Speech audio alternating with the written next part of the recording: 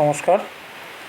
2025 সালের ব্যথায় জগদ্ধাত্রী পুজোর প্যান্ডেল আপনাদের সামনে তুলে ধরছি। দেখুন, প্রথমে এটা লাইট গেট। আমি যেই মুহূর্তে পৌঁছেছিলাম, আমি ভোরবেলায় ঠাকুর দেখতে পৌঁছেছি, কিন্তু এই ব্যথায় এই মণ্ডপে যখন আমি পৌঁছলাম সেই মুহূর্তে লাইট সজ্জা বন্ধ হয়ে গেছে। তথাপি লাইটের যে গেটটা সেটা আপনাদের সামনে তুলে ধরলাম। এইটা হচ্ছে মূল মন্দিরের প্রথমটায় দেখুন, মনে হচ্ছে যেন দূর থেকে কাঁসা বা পেতলের বস্তু দিয়ে মন্দিরটি বানানো হয়েছে।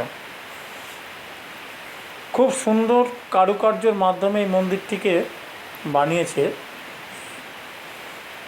যে মণ্ডপসজ্জায় ছিলেন তিনি খুব সুন্দরভাবে এই মণ্ডপসজ্জাগুলো করেছেন, যেটি আমার 2025 সালে আমাদের তেহট্ট এলাকার যতগুলো প্যান্ডেল দেখেছি তার মধ্যে একটি অন্যতম। এই প্যান্ডেলটি এত সুন্দর, উচ্চতাও অনেকটা উঁচু, এবং প্রতিটা দূর থেকে মনে হচ্ছে যেন এটা কাঁসা বা পেতল দিয়ে তৈরি করা।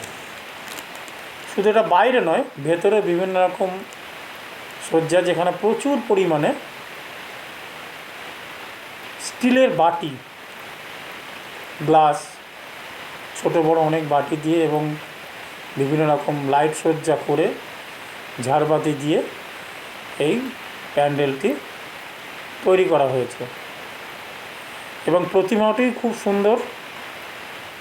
যে প্রতিমাটি এই মণ্ডপে আছে খুব সুন্দর, প্রতিভাময় এবং দেখতে খুব সুন্দর। দেখুন, আস্তে আস্তে আমি ভেতরে ঢুকছি। প্যান্ডেলের ভেতরে দেখুন লাইট সজ্জা, ঝাড়বাতি অনেকগুলো লাগানো আছে ছোট্ট একটা সরু পথ দিয়ে। ভেতরে মূল প্যান্ডেলে আমি প্রবেশ করছি আস্তে আস্তে। তখন সকালবেলা হওয়ার জন্য মণ্ডপে লোকজন খুব কম। এখানে একটা মূর্তি, মানে এখানে প্রতিষ্ঠাতা বা কোনো কিছু কারোর একজন তিনি ছিলেন, যার মূর্তি এখানে সাইডে রাখা আছে।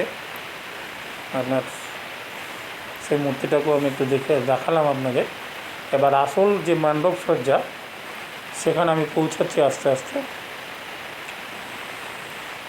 দেখুন, আমার ছোট্ট ক্যামেরায় তুলে ধরার চেষ্টা করছি। দেখুন কত প্রচুর পরিমাণে স্টিলের বাটি, যেটি মানে গুনতে গেলে কয়েকশো বা কয়েক হাজারের মধ্যে পড়বে। আমি আস্তে আস্তে সবগুলোকে দেখাবো। বাটি বা গ্লাসের সঙ্গে বিভিন্ন রকম স্টিল মূর্তি বর্তমান আছে এর মধ্যে। দেখুন, আমি আস্তে আস্তে দেখানোর চেষ্টা করছি যে বাটিগুলো দিয়ে কিভাবে প্যান্ডেল সজ্জা করা হয়েছে।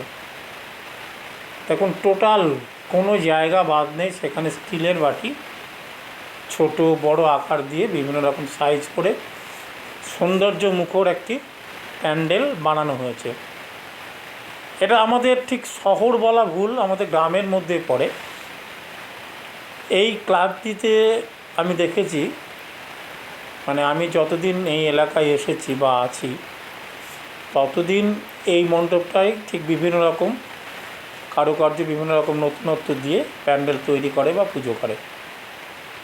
দেখুন, প্রতিটা চারিদিকটা আমি আস্তে আস্তে দেখিয়ে এই ভিডিওটি করার চেষ্টা করছি। যেখানে বাটি, গ্লাস,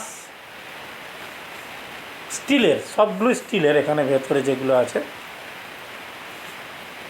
দেখুন, মূর্তির চারিপাশটাও সেই বাটি গ্লাসের দিয়ে প্রস্তুত করা হয়েছে। মূর্তিটাও খুব সুন্দর।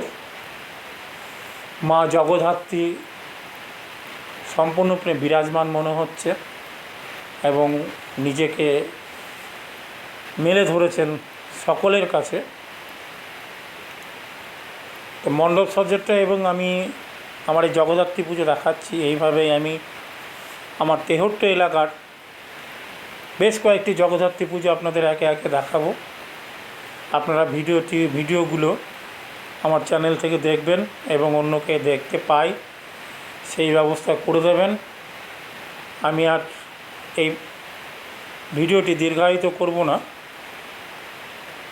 তার কারণ অতিরিক্ত দীর্ঘায়িত ভিডিও দেখতে ভালো লাগে না, যার জন্যে আপনাদের এবং আমার সুবিধার্থে ছোট ছোট ভিডিও করে আপনাদের পরপর দেখাবো। এটি গেল বেতায়ের 2025-এর জগদ্ধাত্রী পুজো। আপনারা দেখুন, সকলকে দেখার সুযোগ করে দিন, যাতে পরবর্তীকালে আপনাদের আমি এইভাবেই আরও ভিডিও করে দেখাতে পারি। এই আশা নিয়ে আপনাদের কাছে এই অনুরোধ রেখে আমি আমার এই ভিডিও শেষ করছি। আবার আমি নতুন ভিডিও নিয়ে আপনাদের সঙ্গে উপস্থিত হব এই অঙ্গীকার দিয়ে। আমি এই প্যান্ডেলগুলো দেখিয়ে মা জগদ্ধাত্রীর মূর্তি দিয়ে শেষ করলাম।